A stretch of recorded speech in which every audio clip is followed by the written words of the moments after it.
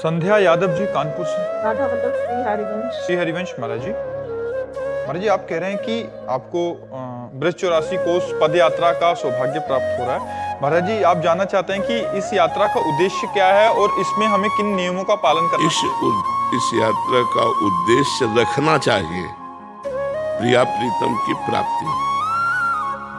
प्रिया प्रीतम प्रसन्न हो, श्री कृष्ण प्रसन्न हो, श्यामा जी प्रसन्न हो और अपने चरणों का प्रेम प्रदान करें। वैसे इसकी महिमा है कि ब्रज 84 कोश की जो यात्रा पूर्ण कर लेता है नंगे पैर और अपराध ना बने, अपराध है निंदा न करे किसी की, अपने दाहिने ओर ब्रज क्षेत्र रहता है तो बाएं ओर ही मलमूत्र का त्याग करे, थूक आदि का त्याग करे, दाहिनी तरफ मलमूत्र और थूक आदि का त्याग न करे। दूसरा, किसी भी ब्रजवासी को कटु भाषण न बोले। ऐसे भगवान भिड़ा देते हैं, ऐसे ही रहना है ब्रज क्षेत्र में। ऐसे तो ब्रजवासियों का अपराध न करे और ब्रज की यदि 84 कोस की परिक्रमा कर ली जाए तो 84 लाख योनियों से मुक्ति मिल जाती है। ऐसा महापुरुषों का कथन है कि अगर नंगे पैर ब्रज 84 कोस की यात्रा भगवान का स्मरण करते हुए की जाए, बड़े दैन्य भाव से, कोई अपराध न बने, तो 84 लाख योनियों से मुक्ति मिल जाती है। 84 लाख योनियों में फिर नहीं जाना पड़ेगा, भगवान श्री कृष्ण की कृपा प्राप्त हो जाती है। 84 कोस बड़ी महिमा में, ये भगवान का परम धाम है ना, और हर क्षेत्र में कुछ न कुछ भगवान की लीला हुई है। 84 कोस में कोई न कोई भगवान की दिव्य लीलाएं हुई हैं। कहीं भगवान ने कोई लीला की, कहीं कोई लीला की। पूरा ब्रज 84 कोस हमारे श्री कृष्ण का लीला क्षेत्र है और इसकी परिक्रमा करने का फल है 84 लाख योनियों से मुक्ति मिल जाना। गाड़ी से नहीं, परिक्रमा तो पैदल होती, प्रदक्षिणा तो नंगे पैर मानी जाती है। देखो, जो अनुष्ठान है उसको उसी पद्धति से करें।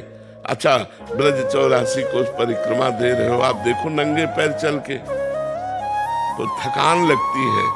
अगर 10 किलोमीटर सुबह और 10 किलोमीटर शाम के चले, 20 किलोमीटर रोज चले तो 84 कोस कितने दिनों में होगा?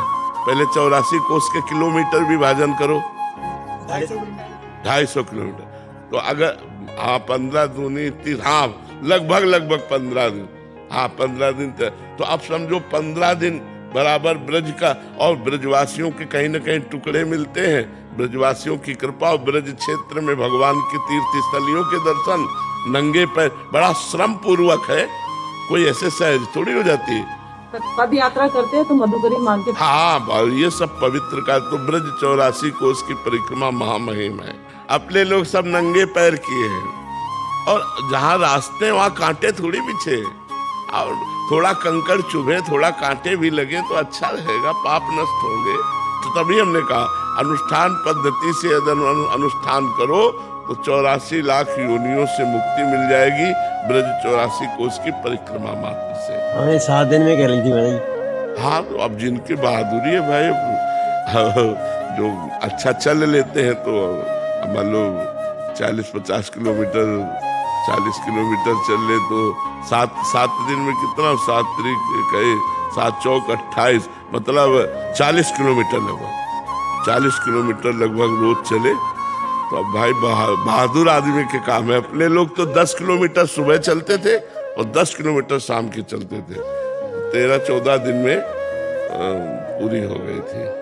ठाकुर जी के आने के हमारे संकेत मिलते हैं, मिलना हो ठाकुर जी की कृपा करिए कभी, उनके पहले कुछ संकेत मिलता है। ठाकुर जी तो वृंदावन में है ही, प्रिया प्रीतम है, लेकिन सबको नहीं, जिनके हृदय में प्रकट होना होता है वो निरंतर भजन और रुदन चलता है और एक आनंद की अनुभूति होती है। मन अति हरस जनाव न तेहि, आज देखियो परम स्नेही। मन अति हरस जनाव न तेहि, आज देखियो परम स्नेही। वो हृदय में आज प्रभु मिलेंगे, आज प्रभु मिलेंगे, वो ऐसा लगन लग जाए तो प्रभु आने वाले, उसके हृदय में प्रकाशित होने वाले।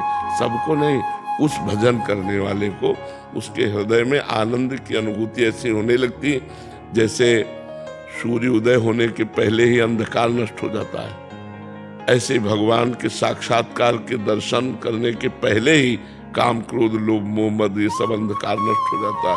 हृदय शांत और शीतल, विनयी, नम्र, सब भागवतिक दैवी संपदा आ जाती है। तब तो भगवान के दर्शन का अधिकारी होता है, तब तो उसको अनुभव होने लगता है कि भगवान आने वाले हैं, हमारे हृदय में प्रकाशित होने वाले। वो अनुभव होता है, उसी उपासक को अनुभव होता है जो उपासना में रहता है, सबको अनुभव नहीं होता। और प्रगट ऐसा भी भगवान कर सकते हैं कि अगर अभी उसका चित्त पूर्ण लुभायमान नहीं हुआ तो स्वप्न में भगवान के शिव विग्रहों के दर्शन, तीर्थों के दर्शन, संतों के दर्शन, ये स्वप्न में थोड़ा भी साधना करे तो ये आने लगते हैं। जैसे स्वप्न में भगवान के दर्शन है विग्रहों के, लेकिन हम तुम बातचीत जैसे कर रहे हैं ऐसे भगवान के स्वप्न में दर्शन होना कि भगवान जैसे कि भगवान आए, हमसे बातचीत किए, हमसे मिले, गले लगे स्वप्न में ही, ये महान बात है। हाँ ये महान, हाँ ये महान बात है, ये महान बात है, ये साधारण बात नहीं है, ये महान बात है कि भगवान स्वप्न में ऐसे आए और बातचीत की, मुस्कुराए से, और श्री विग्रह में दर्शन, ये एक अलग कोटि की बात हो गई। और साक्षात ऐसे स्वप्न में साक्षात्कार की तरह दर्शन, ये बहुत उच्च कोटि की बात है।